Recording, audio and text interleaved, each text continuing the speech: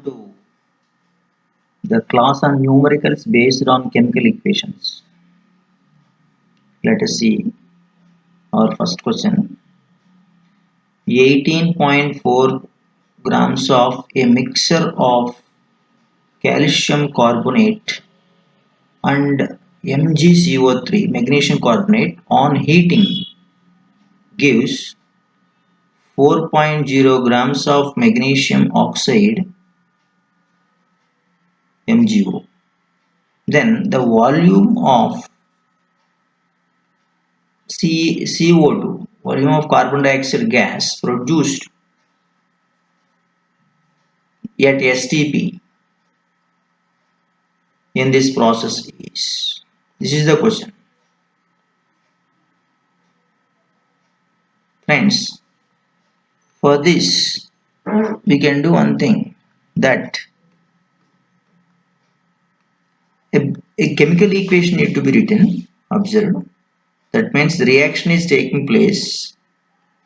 Calcium carbonate and magnesium carbonate mixture is there. And if the mixture is ignited, then we will get magnesium oxide along with calcium oxide also, plus 2 moles of carbon dioxide be produced. They have given the mass of the mixture also, but before that we will see total molar mass of mixture mass is 1 mole of calcium carbonate, 1 mole of magnesium carbonate. Mixture mass is 1 mole of this mixture is 184 grams per mole. Okay, this 180 grams per mole of this mixture is giving 24 magnesium and 16 oxygen is 40 grams of magnesium oxide. Okay. At the same time, we can understand STP condition 2 moles of means 2 into 22.4 liters of this carbon dioxide also liberated. Okay. So let us see what they are given is 18.4 grams they are given. 18.4 grams of this mixture is definitely said to be react with 4 grams of magnesium oxide. It means always it is divided by 100 only. So that means what is the value of carbon dioxide at STP that they are asking. So it is very simple, that the volume of CO2 at STP will be 2 into 22.4 by 10. So that is equals to 2 into 22.4. We will get 4.48 liters. So that is the volume CO2 produced at STP in this process. Let us see this question. When a sample of baking soda, they have told, when a sample of baking soda is strongly ignited in a crucible, it suffered a loss in weight of 3.1 grams. Then the mass of baking soda in this process is how much? They are asking us to find the mass of baking soda in this process. Let us see what is baking soda formula. Sodium bicarbonate or sodium hydrogen carbonate is called baking soda. When it is very strongly heated, it produces sodium carbonate, water,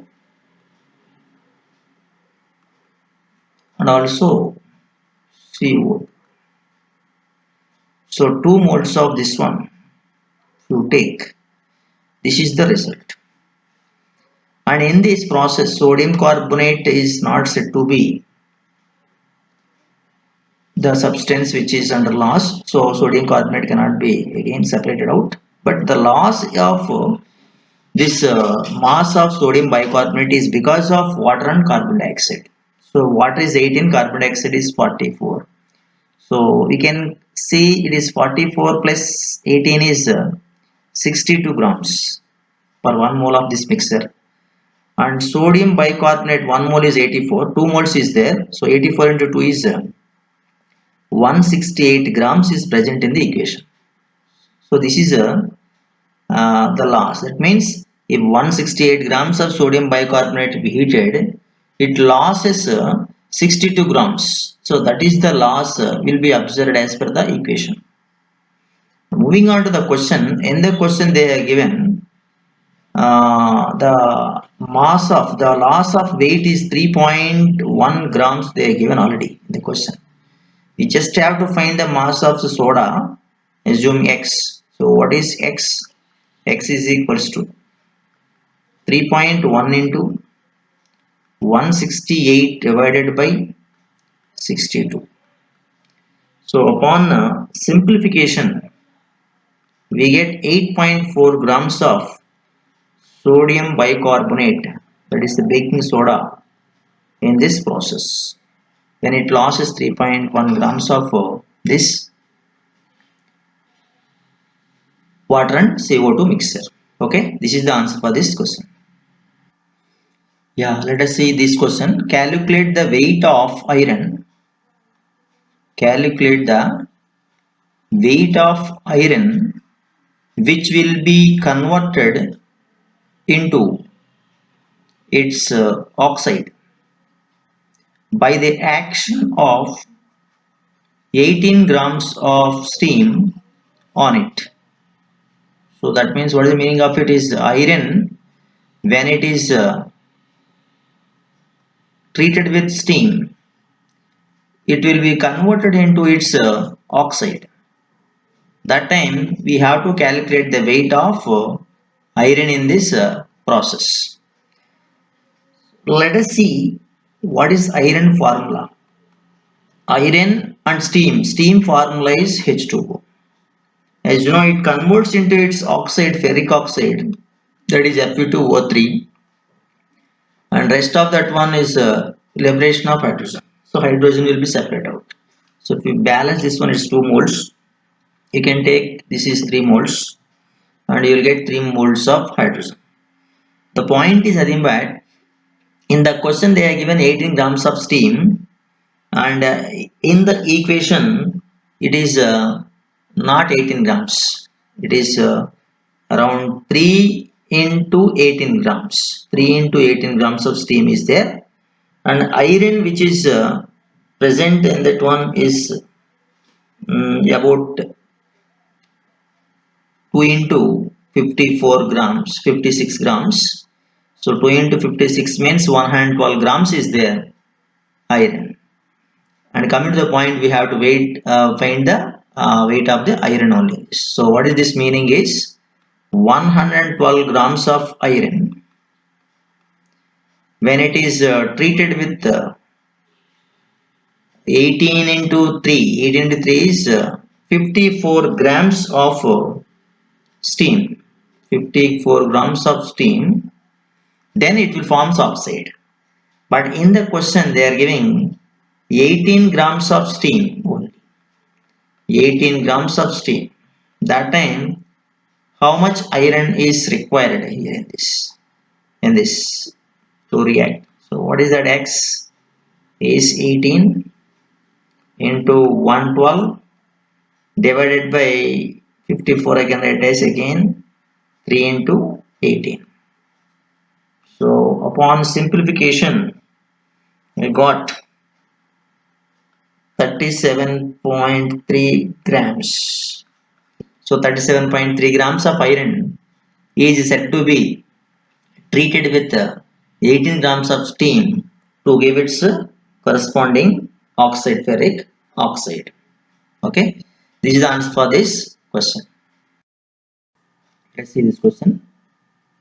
Find the number of moles. Find the number of moles of calcium chloride CaCl2 needed to react with excess of AgNO3 to produce 4.31 grams of silver chloride. So this is the question.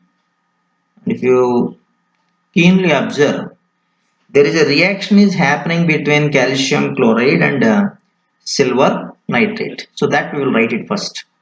CaCl2 and silver nitrate. Between these two salts in the aqueous solution, if the reaction takes place, then definitely we can understand that silver chloride precipitate will be formed, and also calcium nitrate in the aqueous solution also will be formed, calcium nitrate. So it indicates that 2 moles of silver nitrate and 2 moles of AgCl will be formed. And coming to the point, in the equation, this is a balanced equation. In that one, we have 1 mole of the CaCl2 is there. So this 1 mole of CaCl2 is said to produce how many grams of AgCl? That is important one for us. So it is 2 into 1 mole of AgCl is 143.5 grams. So it's said to produce 2 into 143.5 grams of AgCl. So this is the first statement. So to write the stoichiometric final statement, that is to produce 4.31 grams of AgCl. So 4.31 grams of AgCl. How many grams of this calcium chloride is needed? So that means this is question mark. X moles of calcium carbonate, calcium chloride is question mark. So what is X? X is equals to 4.31 divided by 2 into 143.5. Here, upon simplification, get 0.15 moles. So 0.15 moles is the number of moles of calcium carbonate in the problem, which is the answer for this question. Let us see this question. How many uh, how many kilograms of pure H2SO4 could be obtained from 2.00 kilograms of pure iron pyrites? So this is the question first.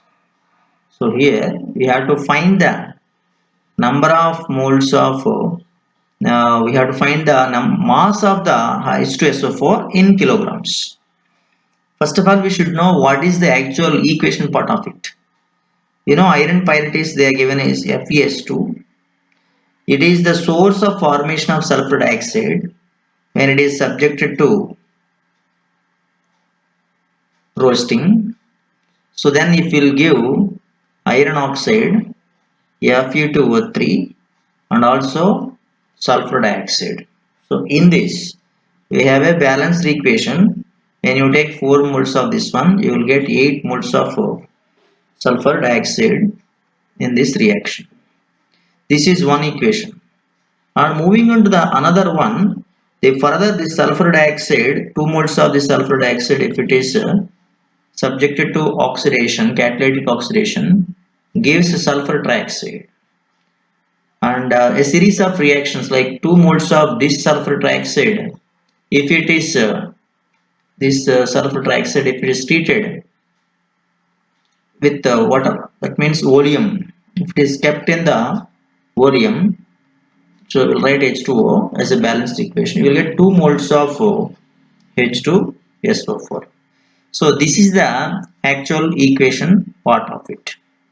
That means 1 mole of this iron pyrites, 1 mole of this iron pyrites is giving how many moles of sulfur dioxide? 2 moles of sulfur dioxide. This is very clear. Actually 1 mole of iron pyrites, iron is 56, sulfur is 32. 64 plus 56, we will get 120 grams. So this 120 grams of this iron pyrites is said to give how many moles of this H2SO4?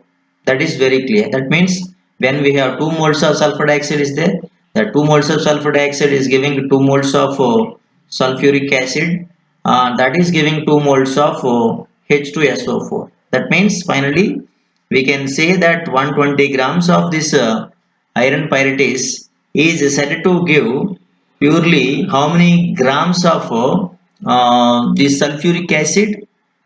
That is nothing but 2 into 98 is the smaller mass. So 98 grams of this sulfuric acid. Okay. But coming to the point, in the question they are given the mass of iron pyrites is 2000 grams. 2000 grams. From this, we will get how many grams of this sulfuric acid, pure sulfuric acid. So assume X. Now what is X? X is equals to 2 into 98 into 2000 divided by 120. So if you do the simplification as it is 196 into 200 by 12. After simplification we will get 3270 grams. This we can write it as 3.27 kilograms approximately. So this is what the pure amount of sulfuric acid obtained from iron pyrites, that is of 2 kilograms, means 2000 grams I have taken. Okay, I converted grams into kilograms. This is the mass of pure H2SO4, pure H2SO4 obtained. See this question. The roasting of 100 grams of, here you have 100 grams of copper ore is there, yielded 75.4 grams of 89.5% of pure copper. If the ore is composed of Cu2S and Cus with 11% inert impurity, calculate the percent of Cu2S in the ore. The equations given. So Cu2S plus O2 gives rise to 2Cu plus SO2. Another equation they given is Cus plus O2 gives rise to Cu plus SO2. So we can understand one thing from the equation part. So in the equation part of this one, they are telling it is 75.4 grams of 89.5% purity. What is the meaning of this one is nothing but this is 75.4 divided by whatever the purity is there, right? Grams 63.5 into 89.5. We have 2 moles of this copper is there. In the equation you can multiply it, which is coming from, we have copper sulfide is there. What is the mass of this copper sulfide and all, we'll see it. So from this 100 grams of the copper ore, this is the mass of copper purity I got. That value, number of moles are calculated, that is 1.06 moles of copper obtained in this calculation. That means 100 grams is giving 1.06 moles of copper. And moreover, in these calculations, 11% of the inert impurity is there, means out of 100% impurity, 100% of the ore, 11% is nothing but impurity is there. So if you remove that one, we only get 89 grams only. Okay, so that means in 89 grams only we have to do our calculation part. Okay, that means what is the meaning of the calculation is 11% is nothing but this 89 grams of the sample is there, whatever the sample, this sample is some composed to the sulfides. So this is composed of the sulfides Cu2s and CuS. So in this we have to find what is the mass of Cu2s and all these things for the percentage of Cu2s. So assume X is the mass of Cu2s. I am assuming X is the mass of Cu2s. Automatically what will happen? The mass of CuS will become 89 minus X. 89 minus X. That will become the mass of CuS. Mass of CuS. So this is mass of CuS. I'll write here.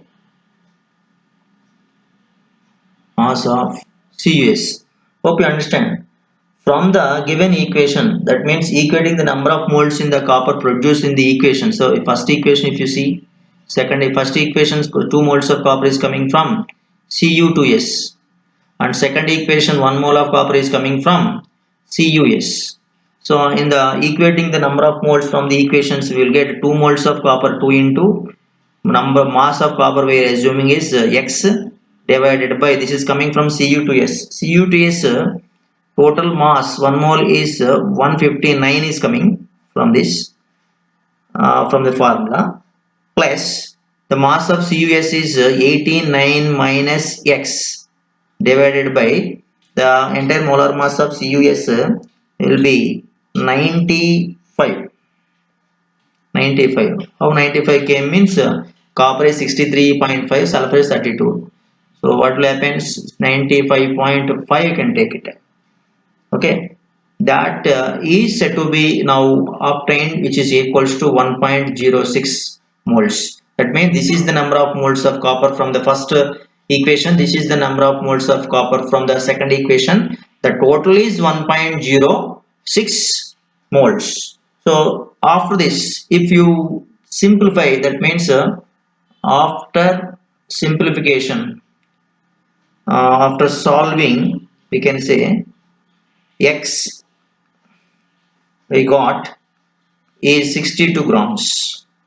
That is nothing but Cu2s. Therefore, what is CuS mass? CuS mass 89 minus X. That we got is 27 grams only.